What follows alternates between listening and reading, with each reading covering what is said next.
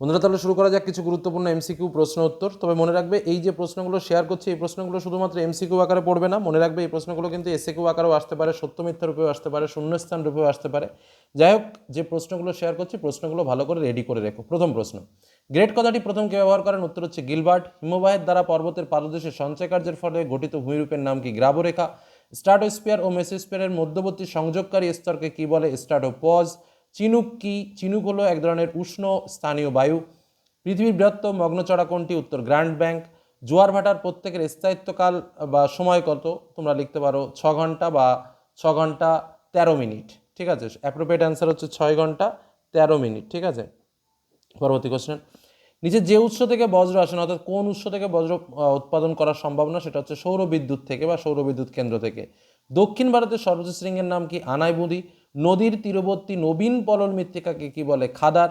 আর প্রশ্নটাকে ঘুরিয়ে আসতে পারে, নদী থেকে দূরের যে প্রাচীন পলিমৃত্তিকা তাকে কি বলে? তাকে বলা হয় ভাঙার। মনে রাখবে।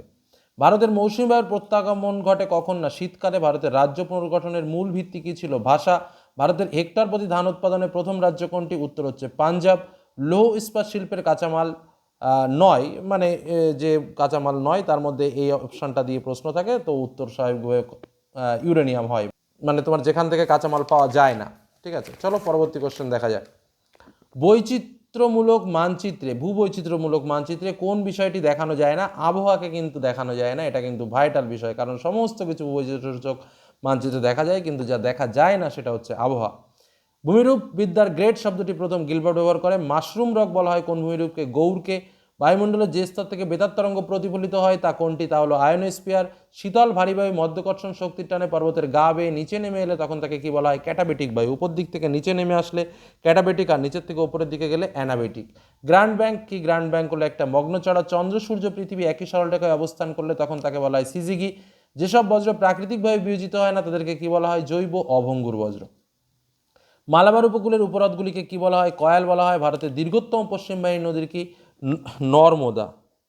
কি বললাম? নর্মদা। ভারতের সবুজ বিপ্লবের জনক কাকে বলা হয়? এম.এস. স্বামীনাথনকে। ভারতের ডেট্রয়েট কাকে বলা হয়? চেন্নাইকে।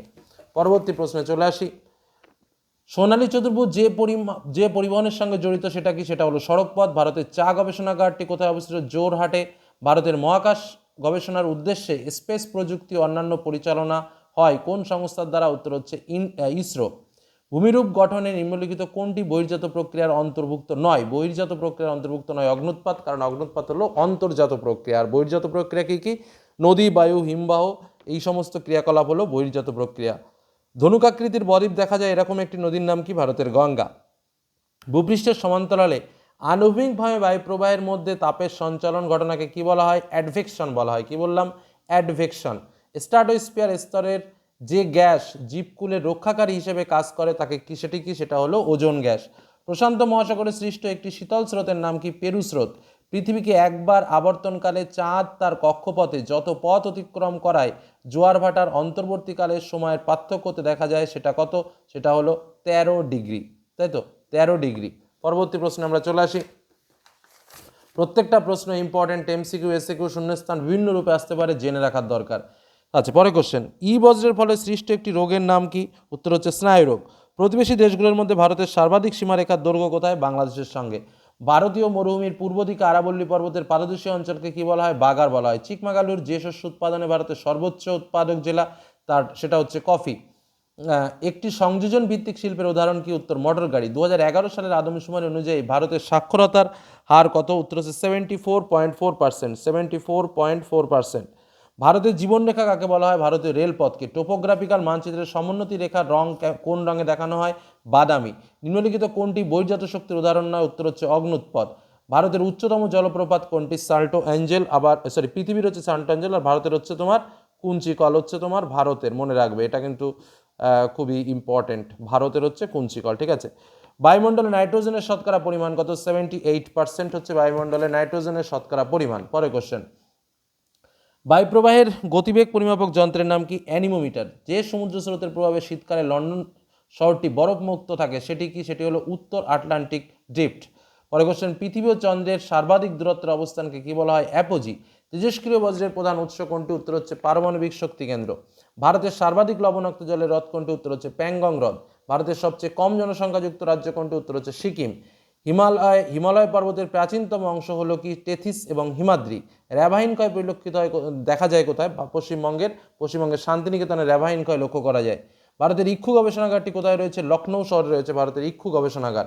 পরবর্তী প্রশ্নে নিম্নলিখিত কোনটি? ভারতের রুড়ো কাকে বলা হয়? দুর্গাপুরকে বলা হয় ভারতের রুড়ো। টোপো মানচিত্রে মিলিয়ন শিটের আরএফ কত? 1:10 লক্ষ, অর্থাৎ একের পরে 6টা শূন্য।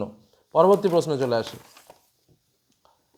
ভূপৃষ্ঠে প্লাবনভূমি, বদ্বীপ প্রভৃতি সৃষ্টি হয় যে প্রক্রিয়ায়, সেটা কি? আরোহণ। আরোহণ মানে কি? উচ্চতা বৃদ্ধি হবে, অর্থাৎ সঞ্চয় প্রক্রিয়া হলে সেটা আরোহণ, আর ক্ষয় প্রক্রিয়া হলে সেটা হলো অবরোহণ। তাহলে যে প্রক্রিয়া উচ্চতা বৃদ্ধি হচ্ছে সেগুলো কি হবে? এই যে প্লাবনভূমি, বদ্বীপ, উচ্চতা বৃদ্ধি হচ্ছে, অর্থাৎ এটা আরোহণ প্রক্রিয়া। হিমবাহ ও পর্বতগাত্রের মধ্যে সংকীর্ণ ফাঁককে কি বলা হয়? বার্গ স্ক্রুন। সিজিগিতে চাঁদ, সূর্য ও পৃথিবীর অবস্থান কত ডিগ্রি কোণে থাকে? 180 ডিগ্রি। পৃথিবীর অ্যালবেডোর পরিমাণ কত? 34%। উল্কাপুণ্ড পুড়ে ছাই হয়ে যায় কোন স্তরে? মেসোস্ফিয়ারে। হিমশিরিতে সৃষ্ট হ্রদকে কি বলা হয়? প্যাটার্ন স্টার হ্রদ। প্যাটার্ন স্টার হ্রদ। একটি ই বজ্রের উদাহরণ দাও। ভাঙা মোবাইল। ভারত ও চীনের সীমারেখা কি নামে পরিচিত? McMahon line. মালনাথ কথার অর্থ কি? পাহাড়ি দেশ। ভারতে অবস্থিত হিমালয়ের উচ্চতম শৃঙ্গ কি? কাঞ্চনজঙ্ঘা। ভারতের মাটিতে সংরক্ষণে গৃহীত একটি মৃত্তিকা সংরক্ষণে গৃহীত একটি পদ্ধতির নাম কি? উত্তর হচ্ছে ফালি চাষ। পরবর্তী প্রশ্ন। সামুদ্রিক লবণাক্ত বায়ুর প্রয়োজন হয় কোন চাষে? উত্তর হচ্ছে আখ চাষে। শিকড় আলগা শিল্প কাকে বলা হয়? বস্ত্র বয়ন শিল্পকে। ভারতের প্রথম কৃত্রিম উপগ্রহ কোনটি? আর্যভট্ট। অবরণ প্রক্রিয়ায় সৃষ্ট একটি ভূমিরূপের উদাহরণ দাও। উত্তর হচ্ছে ক্যানিয়ন। পেডিমেন্ট সৃষ্টি হয় বায়ু ও ক্ষণস্থায়ী নদীর কোন ক্রিয়ার ফলে? সঞ্চয় কার্যের ফলে। ভারতের উত্তর পশ্চিমে প্রবাহিত লু বায়ু ভূপৃষ্ঠের সমান্তরালে তাপের সঞ্চারণ ঘটায়। এই লু বায়ু কোন পদ্ধতির উদাহরণ, বা কোন পদ্ধতিতে এই কাজটা ঘটায়? অ্যাডভেকশন পদ্ধতিতে। আমি এর আগেও একবার বলেছি। দিনের কোন সময়ে সর্বাধিক ইনসুলেশন লক্ষ্য করা যায়? মধ্যাহ্নে, অর্থাৎ একদম পুরো দুপুরবেলাতে। ঋতুভিত্তিক সমুদ্র স্রোত প্রবাহিত হয় কোন মহাসাগরে? ভারত মহাসাগরে। পৃথিবীর দুই বিপরীত দিকে চন্দ্র ও সূর্যের সরলরেখা বরাবর অবস্থানকে কি বলা হয়? প্রতিযোগ বলা হয়। কঠিন বজ্র ব্যবস্থাপনার সব থেকে সহজতম পদ্ধতি কোনটি? উত্তর হলো পুনর্নবীকরণ। সিন্ধু নদী উপত্যকায় নবীন পলি গঠিত সমতল ভূমিকে কি বলা হয়? বেট বলা হয়। সিন্ধু নদী উপত্যকায় নবীন পলি সমভূমি অঞ্চলকে বলা হয় বেট। পরবর্তী প্রশ্ন। বিন্ধ্য পর্বতের সর্বোচ্চ শৃঙ্গের নাম কি? উত্তর হচ্ছে মানপুর। ছোটনাগপুর মালভূমি অঞ্চলের মাটিতে যে উদ্ভিদ দেখা যায় সেটা কি? পর্ণমোচী। বাজরা উৎপাদনে কোন রাজ্য প্রথম? রাজস্থান। ভারতের বৃহত্তম সরকারি লৌহ ইস্পাত শিল্পকেন্দ্র কোথায়? ভিলায়। ভারতের নগরায়নের মাত্রা সব থেকে বেশি কোন রাজ্যে? সেটা হলো গোয়াতে। ভূপৃষ্ঠের ক্লোরোফিল যুক্ত যে কোনো বস্তুকে উপগ্রহ চিত্রের আদর্শ ছদ্মরং কি হবে? লাল। আচ্ছা, পরে কোশ্চেন। যে প্রক্রিয়ায় ভূমির উচ্চতা হ্রাস পায় তাকে বলা হয় কি? অবরোহণ। মরু সমপ্রায় ভূমিতে কঠিন শিলা গঠিত কিছু অনুচ্চ পাহাড় অবশিষ্টাংশ ভূমিরূপ হিসেবে থেকে যায়, তাকে কি বলা হয়? ইনসেলবার্স। বার্ষিক উষ্ণতার প্রসার সবচেয়ে কম থাকে কোথায়? নিরক্ষীয় জলবায়ু অঞ্চলে। ফ্রান্সের রোন নদীর উপত্যকায় প্রবাহিত শীতল স্থানীয় বায়ুকে কি বলা হয়? মিস্ট্রাল বলা হয়। পরে কোশ্চেন। শীতল ল্যাব্রাডর স্রোত এবং উষ্ণ উপসাগরীয় স্রোত মিলিত হয়ে ঘন কুয়াশা ও ঝড়ঝঞ্ঝা সৃষ্টি করে কোন উপকূলে? নিউ ফাউন্ডল্যান্ড উপকূলে। পৃথিবী ও চাঁদের মধ্যে দূরত্ব সর্বাধিক হলে তাকে কি বলা হয়? অ্যাপোজি। মানব শরীরের দূষিত জল থেকে কি সৃষ্টি হয়? জল থেকে আমাশা রোগ সৃষ্টি হয়। ভারতের প্রায় মাঝখান দিয়ে যে অক্ষরেখা বিস্তৃত হয়েছে তার নাম কি? কর্কট ক্রান্তি রেখা। গঙ্গা নদীর উৎস কোথায়? গঙ্গোত্রী হিমবাহ। ভারতের শীতকালে প্রবাহিত প্রধান বায়ু কোনটি? শীতল ও শুষ্ক উত্তর পূর্ব মৌসুমী বায়ু। ভারতে পশ্চিমী ঝঞ্ঝার প্রাদুর্ভাব দেখা যায় কোথায়? কখন? শীতকালে। ভারতের সিলিকন ভ্যালি বলা হয় কাকে? বেঙ্গালুরুকে। ভারতের বৃহত্তম শঙ্কর ইস্পাত শিল্প গড়ে উঠেছে কোথায়? ভিলাইতে।